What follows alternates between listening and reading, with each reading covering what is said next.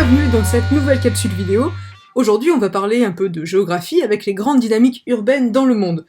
Dans cette capsule, on va travailler en 3 temps. On va d'abord voir qu'on est dans un monde d'urbain aujourd'hui, puis on verra vraiment les principales dynamiques urbaines, la métropolisation, la périurbanisation, l'étalement urbain, etc. Et on terminera rapidement par les principales inégalités en ville aujourd'hui. Tout d'abord, avant de chercher à comprendre quelles sont les grandes dynamiques urbaines, il faut se demander quelle est l'importance finalement du phénomène urbain aujourd'hui et quelles sont les grandes tendances de l'urbanisation dans le monde. Depuis 2007, plus d'un être humain sur 2 vit en ville. Aujourd'hui, plus de 4 milliards de personnes sont urbaines et on estime que près de 70% de la population mondiale vivra en ville en 2050. Ce phénomène est tellement important que certains géographes comme Jacques Lévy affirment qu'il n'y a plus de rural dans certains pays, comme en France. La population urbaine se retrouve principalement dans les pays développés et dans les grands émergents. En fait, si on regarde cette carte, on peut dire que plus un pays est développé, plus il est urbanisé. Ainsi, 96% de la population japonaise vit aujourd'hui en ville, 81% aux États-Unis, 79% en France, 86% au Brésil ou encore 56% en Chine, tandis que les PMA, et c'est ce qu'on peut voir ici, restent pour la plupart des pays majoritairement ruraux. Cette concentration de la population dans les villes s'observe très bien sur les cartes. La concentration des populations dans les zones urbaines s'observe très bien avec cette représentation 3D qu'on peut voir des villes. Ici on voit que New York est plutôt densément peuplé par rapport au territoire alentour, et si on passe en vision 3D, on voit que vraiment il y a un vrai pic de population, on voit apparaître donc toutes les grandes métropoles américaines. Ce phénomène s'observe aussi dans d'autres espaces, si on prend le cas par exemple ici de Luanda. Quand on voit vue de dessus la ville, pareil, on voit qu'elle est plutôt densément peuplée par rapport au reste de l'Afrique. Et par contre, si on passe en vision 3D, on voit qu'elle est d'autant plus importante, et on voit d'ailleurs l'apparition en Afrique, dans le golfe de Guinée en tout cas, de nombreuses métropoles. Autre point, les dynamiques urbaines sont très inégales entre les pays du Nord et les pays des Suds.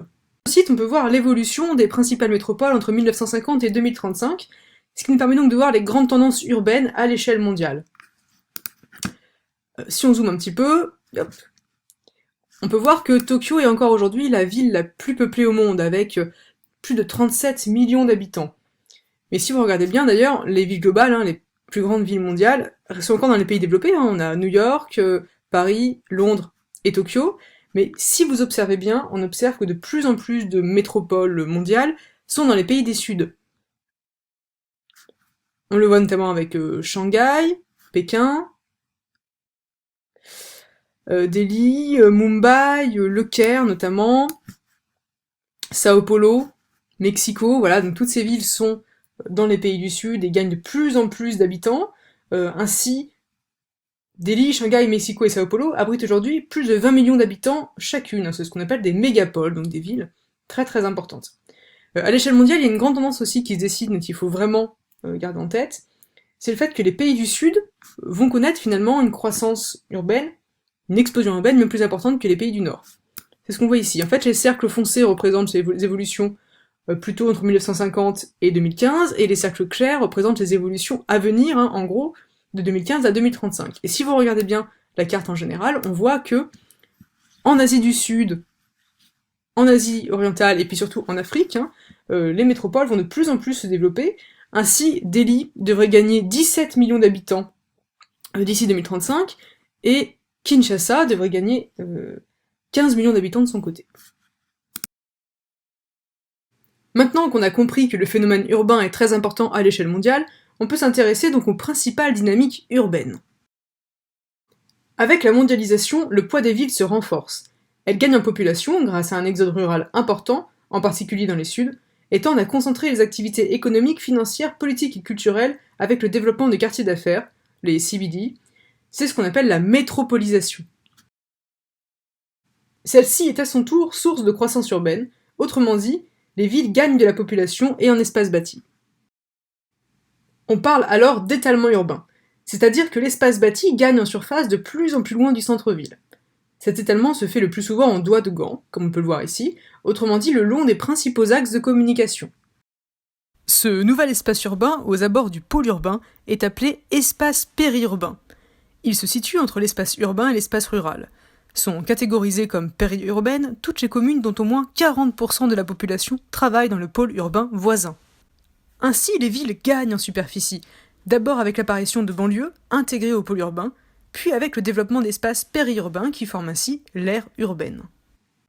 Cet étalement urbain prend différentes formes en fonction du niveau de développement des pays. Dans les pays développés, on voit la constitution d'habitats pavillonnaires bien organisés, type les suburbs américaines, comme on le voit sur la photo de Los Angeles ici, alors que dans les suds, l'explosion urbaine se caractérise par le développement d'habitats informels, avec l'apparition de bidonvilles, comme on peut le voir sur cette photo du Caire.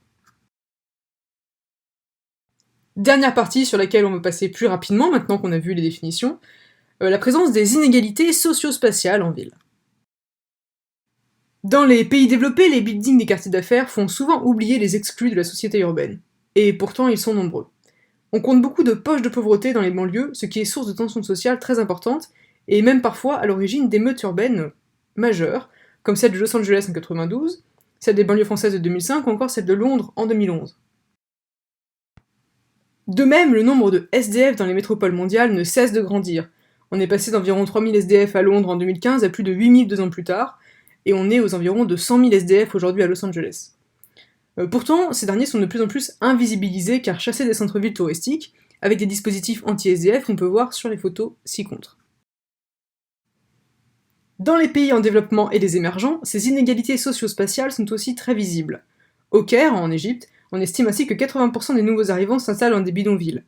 Comme on peut le voir sur la photo aussi ici à Sao Paulo, ces bidonvilles sont très présents en fait dans quasiment toutes les métropoles des Suds. A l'inverse, les populations aisées tendent de plus en plus à s'enfermer dans des quartiers fermés, des gated communities comme à Sao Paulo ou encore à Johannesburg. D'ailleurs, quand on regarde la situation de l'Afrique du Sud, on voit que l'ancienne ségrégation socio-spatiale de l'apartheid est encore très visible dans le paysage, ici avec à droite un quartier anciennement blanc plutôt aisé, et à gauche un quartier anciennement noir plutôt défavorisé. Merci d'avoir regardé cette nouvelle vidéo, et à très bientôt en classe!